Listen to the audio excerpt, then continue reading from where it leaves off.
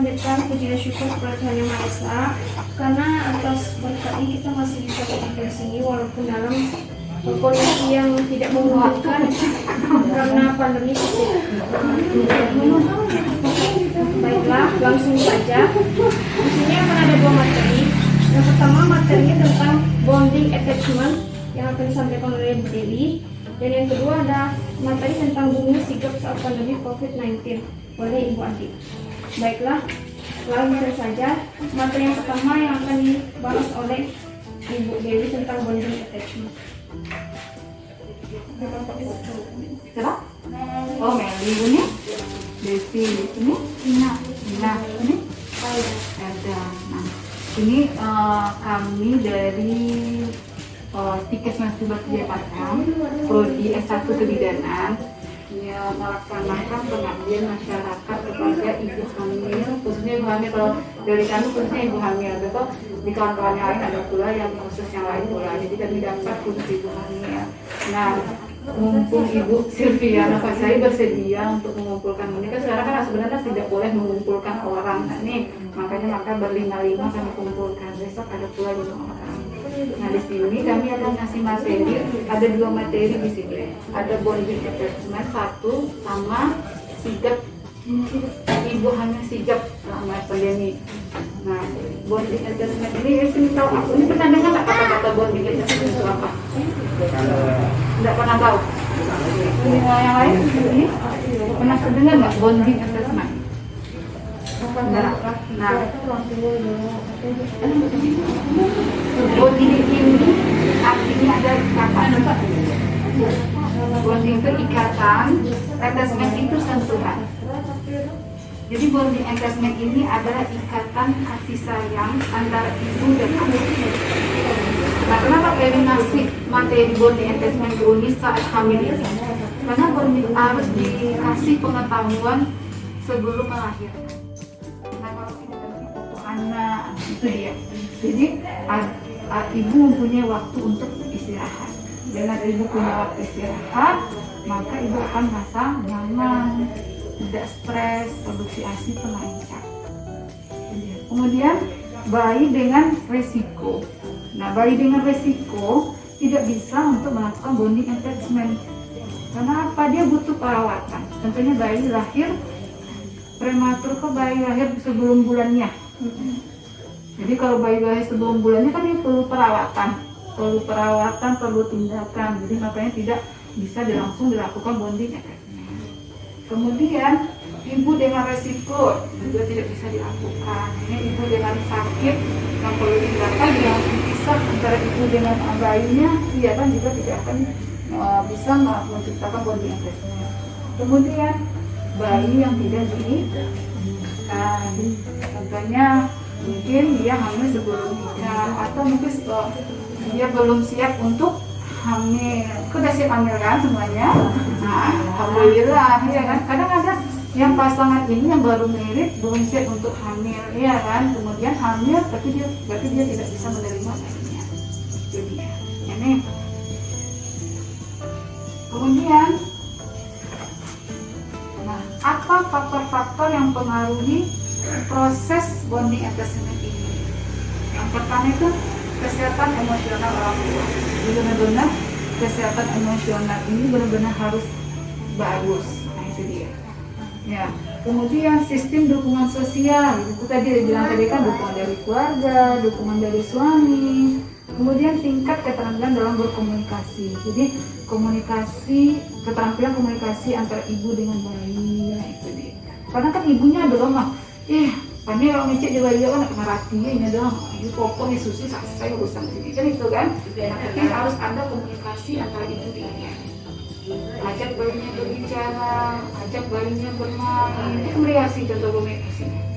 Nah, kemudian kedekatan orang tua dengan bayinya. Ya kan, saat suami sedang di rumah, suaminya gendong anak, ke mama, ke dandan, ke mandi, iya kan. Kemudian menghargai dan menyayangi dan memberi dukungan dalam keadaan apapun. Jadi suami harus memberi dukungan dalam keadaan apapun kepada ibu. Ya, jangan sampai ibunya stres menghadapi bayinya. Nah, itu dia tentang bonding tentang ikatan antara ibu dan bayi. Ada yang agak lebih paham, bisa ditanya. Baca window. Apa? Ada dah. Ada nih. Nah, tadi kata kita mungkin apa? Ada anak yang pertama. Nah, yang pertama. Yang pertama.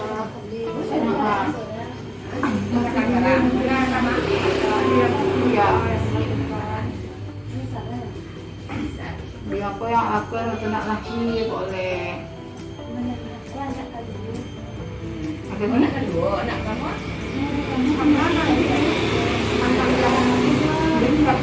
Dari lahir dengan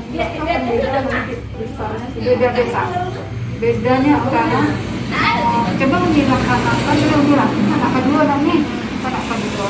Nah, anak pertama nak tuh dilakukan yang seperti yang disampaikan ke. Nah, kalau anak kedua tuh kalau dapat dilakukan seperti yang disampaikan kan bedanya dia sayang ke kita dengan anak yang kita lakukan cuma seperti biasa aja. Coba pasti beda. Dia akan beda. Oh, ternyata anak saya lebih sayang ke saya ya, lebih peduli, maksudnya lebih kan dia kayak orang tuanya, istilahnya kayak gitu. Kan yang orang tua kan itu nanti.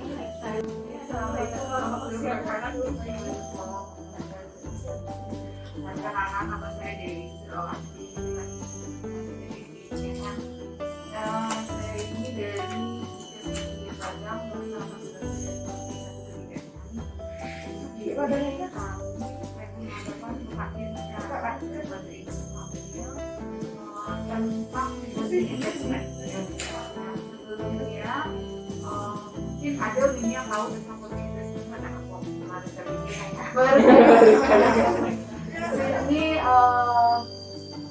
ini nggak sendirian, ada mungkin di sini bisa dibuka dari tempat masyarakat yang maksudnya dalam adik panggilannya pasti di sini lebih sedikit menjelaskan mungkin lagi dengan panggilan atau apa itu ya kan.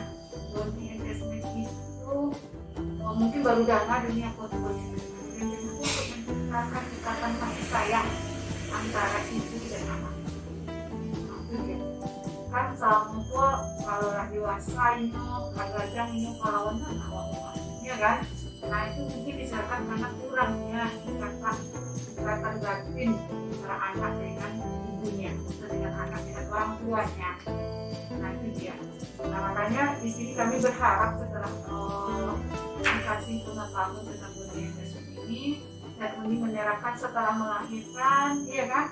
Dan berharap besok ke depannya anaknya itu lebih suka ke orang tuanya, lebih peduli ke orang tuanya. Ini dengan anak nih, kayak awal masih belum jawab, ya.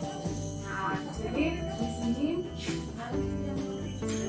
nah, tadi dari sampai tadi bonding engagement, bonding itu apa? Engagement itu kasih sayang. Jadi ikatan kasih sayang antara ibu dan anak. Itu dia bonding. Kemudian tahapannya apa? Nah, misalnya diuji langsung muncul kasih sayang, karena kan kebanyakan sekarang tuh orang tua tuh memiliki kewajibannya aja. Kewajiban tuh ya kan awak merawat. Ya kan cuma kebanyakan, nah, mungkin waktu belajar tuh awak. Tahun ini, sampai, nah ini ketiga, ini ketiga orang ada yang kedua, yang ketiga, yang keempat, yang pertama.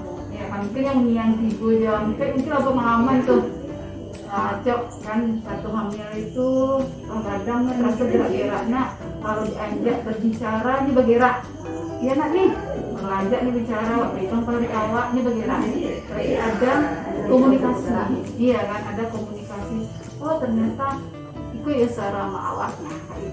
Dengan dari awal dari hamil ini sudah diajak berkomunikasi, sudah diperkenalkan saya orang tua dia, saya ibunya dia, maka apa muncul setelah lahir itu akan muncul. Kemudian bonding baru setelah perkenalan baru ada ikatan, ya kan sudah ada ikatan baru muncul kasih sayang. Kalau pacar kan tak kenal makanya tak sayangnya nih. Kalau anak awak sayang nggak dong, ada itu intinya dari kan. Kemudian, nah apa aja elemen yang bisa menyebabkan bonding engagement ini? yang bisa menciptakan bonding yang tersebut. Yang pertama itu sentuhan. Nah, sentuhan itu harus sesegera mungkin, ya kan? Kalau saat hamil dengan memegang perut Uni, ya kan? Nah, setelah melahirkan Uni yang lahir itu ada pernah di dado, atas setelah lahir langsung di dado anaknya. Itu sentuhan yang pertama kali kalau lahir. Jadi kalau Uni yang anak pertama kalau dapat lahir normal, setelah lahir potong tali puseknya kan langsung ditaruh di dado. Nah, dengan menaruh ke dado itu sentuhan pertama kali. Itu yang menyebabkan ikatan itu muncul, ikatan kasih sayang itu muncul. Kemudian dengan kontak mata, ya, dengan ajak berbicara. Kalau lahir, kalau dalam kandungan tuh nggak bisa kontak mata nak nih. Jadi apa mencari jarum, ya kan? Jadi harus kontak mata. Jadi kalau saat menyusui, lihatlah bayinya, jangan sibuk di HP. Gitu.